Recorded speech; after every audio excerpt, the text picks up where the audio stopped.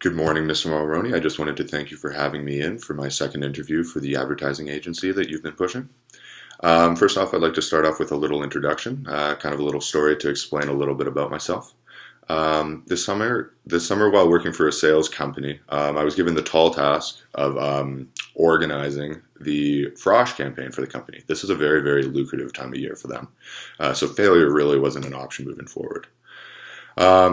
So first off, we started off by organizing 20 different Frosh events at 12 different universities, including Western, Queen's, McGill, Guelph, and Laurier, just to name a few. There were many, many more.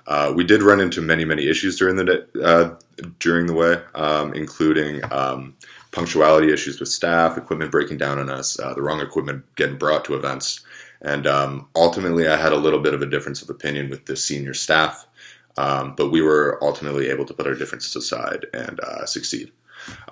So in the end, we were expected to raise $100,000 for the company.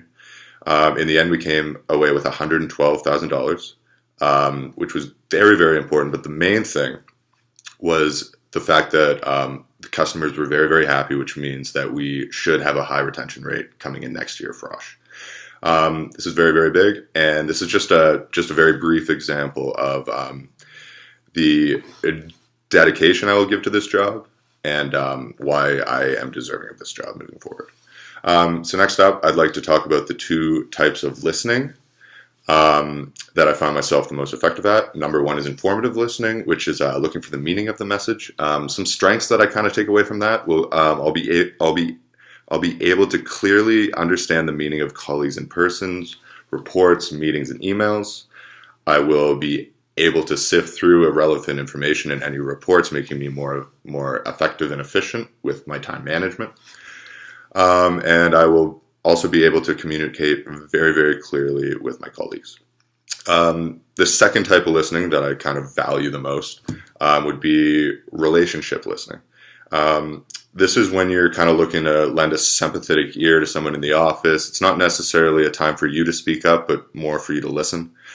Some strengths that I think could come away from that, from my colleagues, and this skill that I have would be being able to truly understand how the people you work with feel, not only in regards to their work life, but also their home life, to see if there's any outside factors going in that you need to consider when moving forward with work. I do think that compassion and understanding go a long way in the office. If you show someone that you're willing to listen and go and stick out your neck for them and show them that you're dedicated to them as a colleague, they will do the exact same thing to you, and it'll build a culture in the company that I think we should really value. And listening to someone's problems or concerns may also help to diffuse any issues they may have with someone in the office. So instead of them going to that person and yelling or screaming and getting all up in a fuss, they come to me, they get it off their chest, and then they feel a little bit more okay around this colleague in the office, and maybe won't lash out at them, and makes it a little bit more of a community feel. So next up, I want to explain my communication style.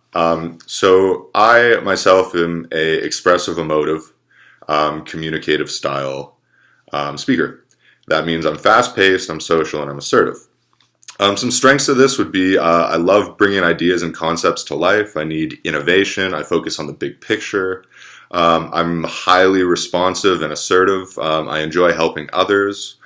Talkative and open. I'm full of ideas. I'm flexible. I ask for opinions, and I love to brainstorm. Some weaknesses would be easily bored with routine, impulsive, flaky, indisciplined, overly dramatic, and I look to others for specific details.